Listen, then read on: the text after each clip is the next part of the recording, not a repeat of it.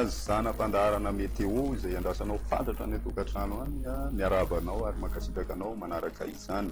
Anboantsika azy ny sary azo avy amin'ny zana-bolana dia ny ali izay malefaka zany zao no mandrafitra azy ny toetrandrontsika eto Madagasikara no fisian'ireto rahona atao atsimo ny nosy ireto zany.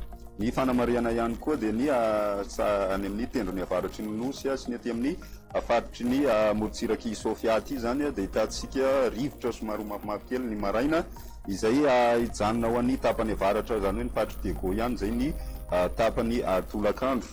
Izay ny mahakasika an'iny fa hidirantsika amin'ny antsetriny ny mety toetrandrontsika ho an'ny rapiso hitoetra ny andehandraona izay mety arahana orana malefaka miatoato aty amin'ny faritry ny Savasy Nalanjorofo aty. Aty amin'ny afovoantany kosa indray dia ny andehanjavona ny manjaka aty amin'ny faritry ny Nalamanga mitatra makany atsimo any zay ka mahatratratra aty amin'ny faritry ny Iorombe sy aty amin'ny faritry Androy aty zany ho an'ny rapiso maraina. Ny ambiny kosa hibalika tanteraka ny masoandro.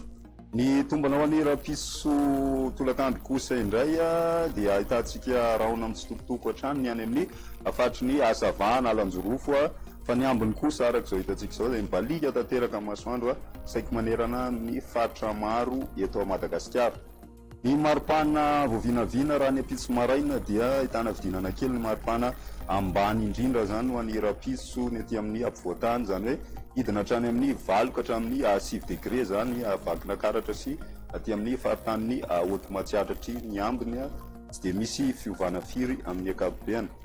Ny maripana ambony indrindra voavinavina kosa ho an'ny rapiso dia ny aty amin'ny faritry ny Boeny aty no mitana ny larana voalohany satria dia mahatratra 4 degré zany ny maripana voavinavina ho an'ny rapiso. Ny aty amin'ny ampovoantany kosa indray mety ho tafiakatra hatrany amin'ny 20 degré ny maripana ambony indrindra ny aty amin'ny faritry vakina karatra sy ny aty amin'ny faritany Fianaratsoa teo aloha.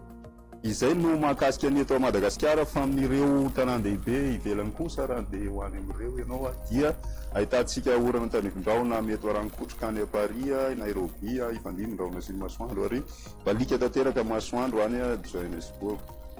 Amin'ireo nosy rahavavy kosa indray dia ibalika tanteraka masoandro Mayotte sy La Réunion ahitantsika andehandraona i Seychelles sy Maurice ary ahitantsika orana tandrivondraona kosa i Comore ho an'ny rapitso. Izay indray no mahasaka azona roso ary misaotra anao nanaraka ny fandaharana hatramin'ny farany mandram-piaona.